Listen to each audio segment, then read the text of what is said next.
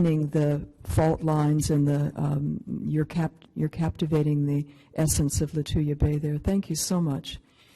My name is Kathy Colquist-Reddy, and this presentation is French Tlingit Reflections. And is it up on the screen? Okay, great. And this panel also includes Jackie Schoppert on the far end, who came with us on the trip to France. 7 of us from Juneau were invited to France for the LaPerouse Albi Association. And then also I'd like to introduce Nora Dauenhauer and Marsha Hotch, who will help us with the Tlingit, some of the translations.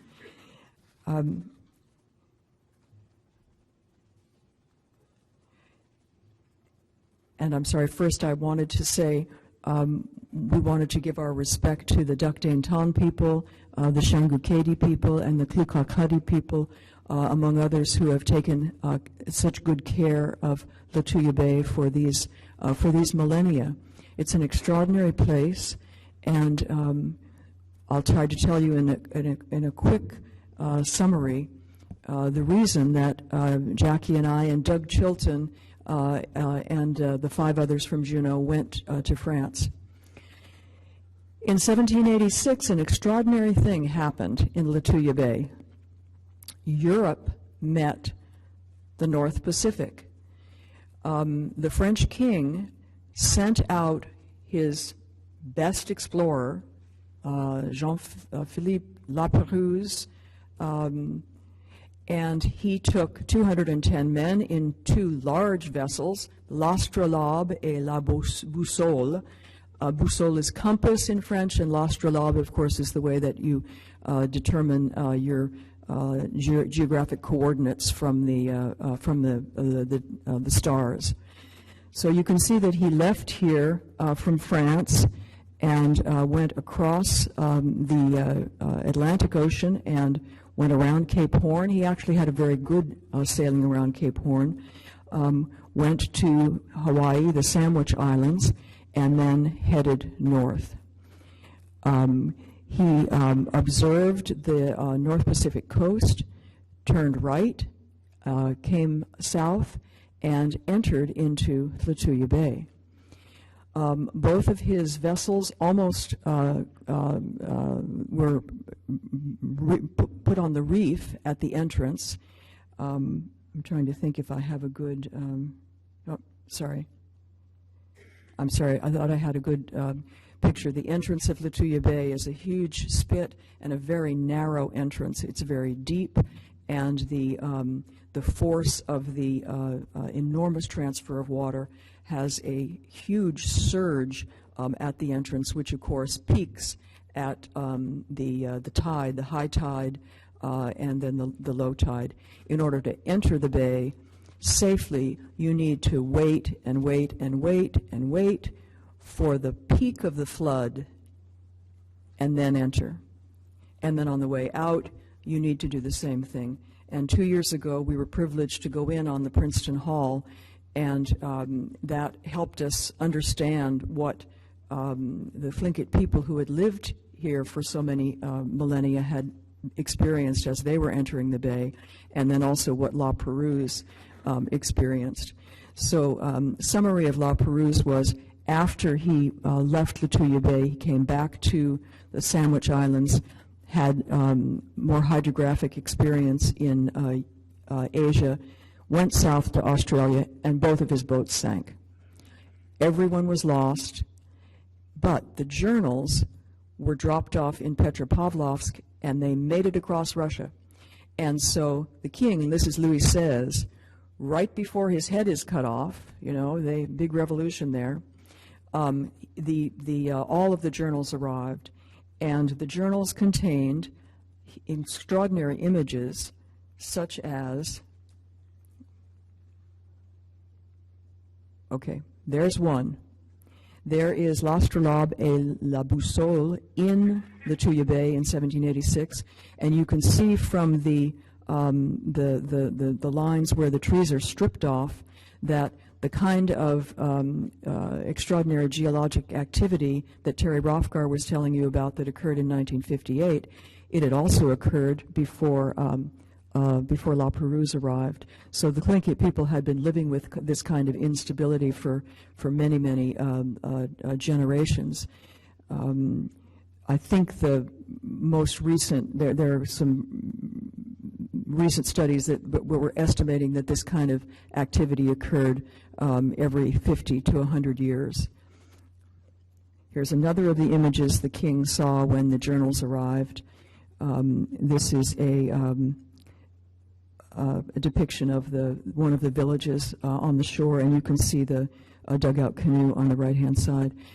This expedition was supposed to be the cream of the French intelligentsia, scientific aristocracy at the time. Of these 210 men, they had astronomers, artists. They tried to find a translator in Paris and in London. How different this would have been when LaPerouse and the Tlingit people were interacting if they had actually had a translator. But Moneron, who was one of the aristocrats on the LaPerouse crew, he was searching for an Eskimo translator. So, you know, he wanted a translator, but he didn't know the right language because Europe had not met the North Pacific. There had been no connection between these two continents. This is a major intellectual activity at the time. So here's another one of the, this one is something that Steve Henriksen put in yesterday, which just shows, this is from the Yakutat area. It's so fanciful, you know. I mean, it's bizarre. You know, it doesn't reflect. It's the French imagination of a poor memory, but this is what was actually engraved after the French journals arrived.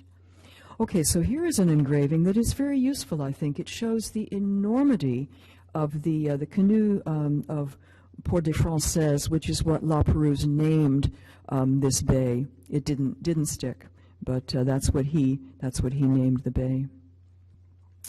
All right, then this is an important part of the story, and I was honored the other night when we were having the tribute and bringing up money to honor Andy Hope and for the scholarship. And thank you all so much for those who donated to that. I believe our treasurer, Dick Dauenhauer, said more than $3,600 was raised that night.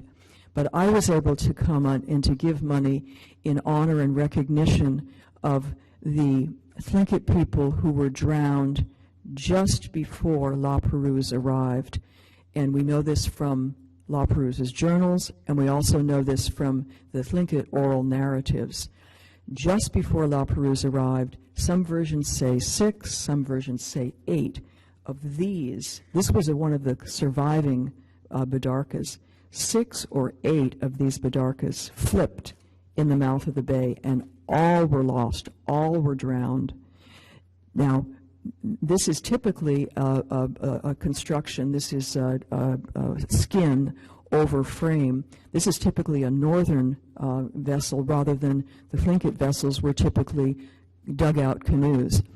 The nationality or the clan allegiance of any of these people, I'm not sure. I think Nora has a story of the Klikmakadi being part of this. But Sergei.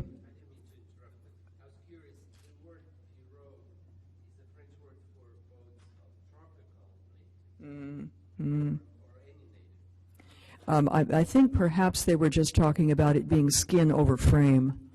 Yeah, but you're right. We had some wonderful questions about translation. So I just wanted to recognize those people who died, the indigenous people who died just before the French arrived.